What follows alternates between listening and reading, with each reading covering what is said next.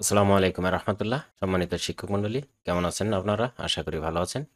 Zenith math স্টাডির পক্ষ থেকে আপনাদেরকে স্বাগত জানাচ্ছি। আমি এখন আলোচনা করব এমএমসি ডিএসএইচি অ্যাপে কিভাবে ক্লাস আপলোড করতে হবে। এই ক্লাস আপলোড করতে হলে কয়েকটি প্রক্রিয়া আছে। এই প্রক্রিয়াগুলোর ভিতরে কিভাবে প্রতিষ্ঠান নিবন্ধন করতে হবে, কিভাবে শিক্ষক নিবন্ধন করতে হবে এবং গুগল প্লে স্টোর থেকে এমএমসি ডিএসএইচি এই অ্যাপ ডাউনলোড করে ইনস্টল করে সেখানে ইউজার আইডি এবং পাসওয়ার্ড দিয়ে লগ ইন করে ক্লাস আপলোড করতে হবে। এই সবগুলো প্রক্রিয়ার মধ্যে এখন আমি দেখাবো কিভাবে শিক্ষক নিবন্ধন করতে হবে।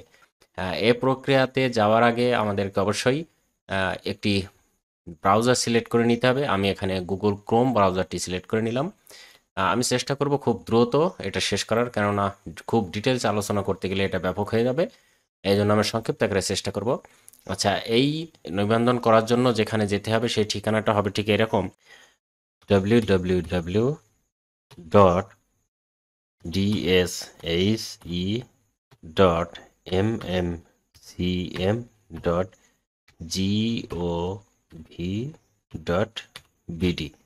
এই ঠিকানায় ইন্টার বাটন প্রেস করলে এরকম একটি পেজ আসবে, যে পেজে লেখা আছে ডিজিটাল মনিটরিং সিস্টেম বিজ্ঞপ্তি।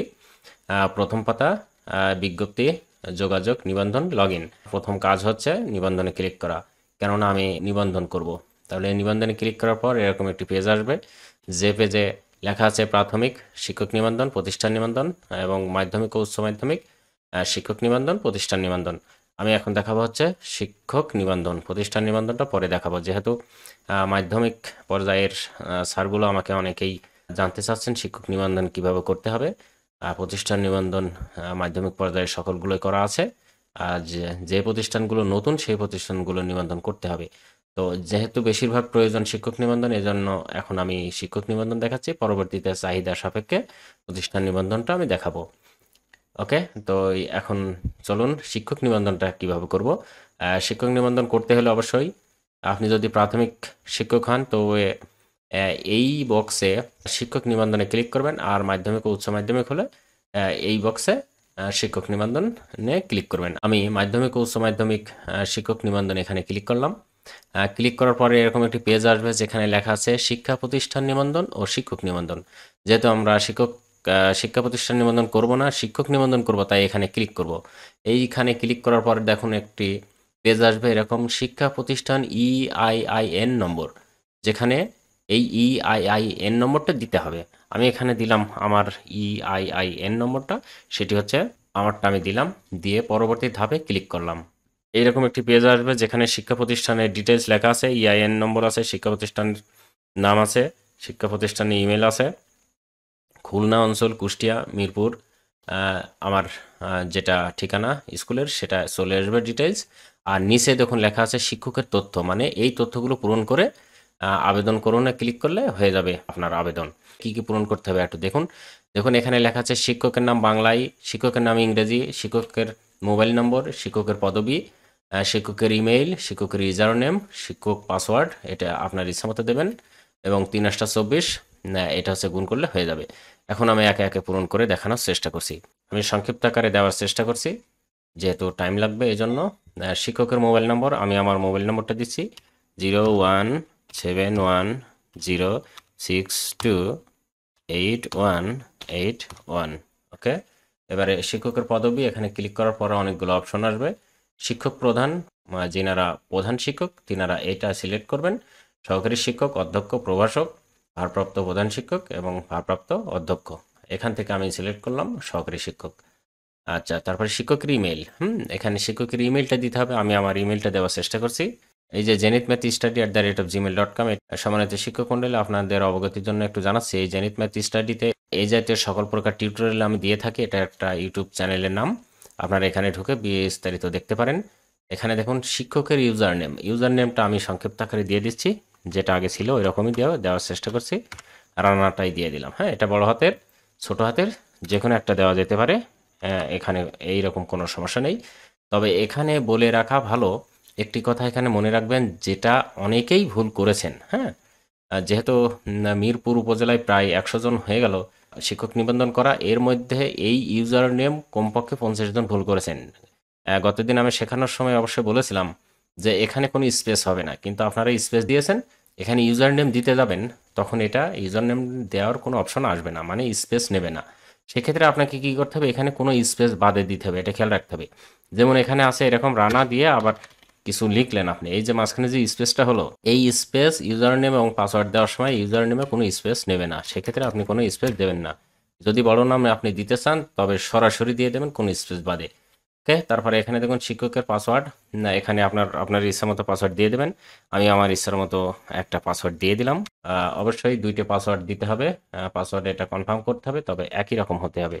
একই রকম যদি না হয় তবে এই তথ্যগুলো আপনাকে আবার পূরণ করতে হবে। এখানে দেখুন একটি ক্যাপচা আছে, সেটি হচ্ছে 3 8 24 লেখা আছে, এটা গুণ।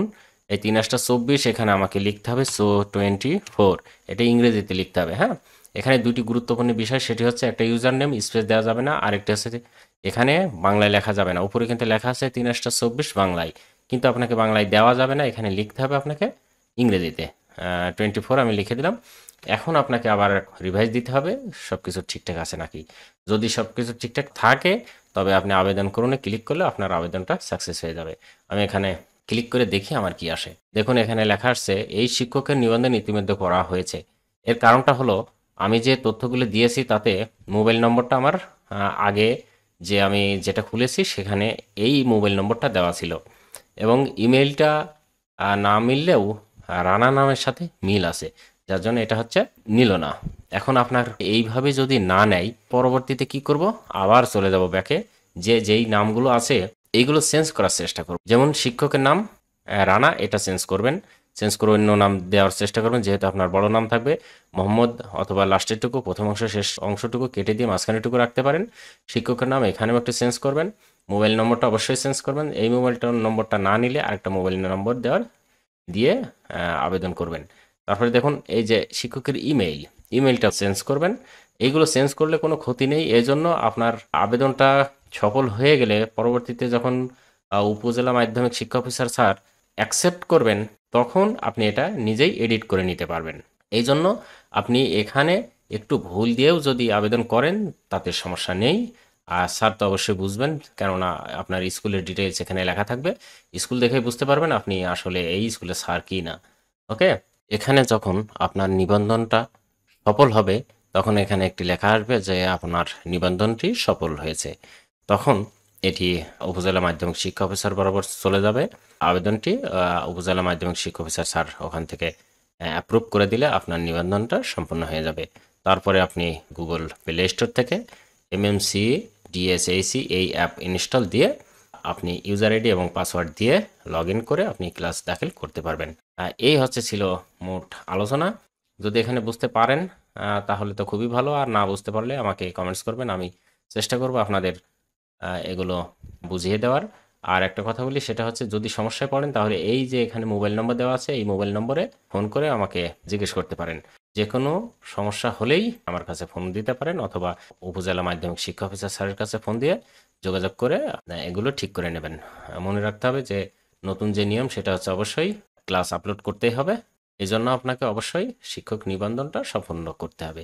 ওকে, সম্মানিত শিক্ষক মণ্ডলী, আশা করি আপনারা আমার এই আলোচনাটি বুঝতে পেরেছেন।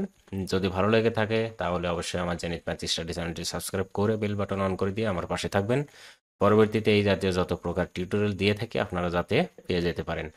করোনাকালীন সময়ে অবশ্যই নিরাপদ দূরত্ব বজায় রাখবেন, বাইরে গেলে অবশ্যই মাস্ক ব্যবহার করবেন, এবং বাড়িতে এসে অবশ্যই ক্ষারযুক্ত কোনো কিছু দিয়ে 20 সেকেন্ড সময় নিয়ে হাত ধৌত করবেন। ভালো থাকুন, সুস্থ থাকুন, আল্লাহ হাফেজ।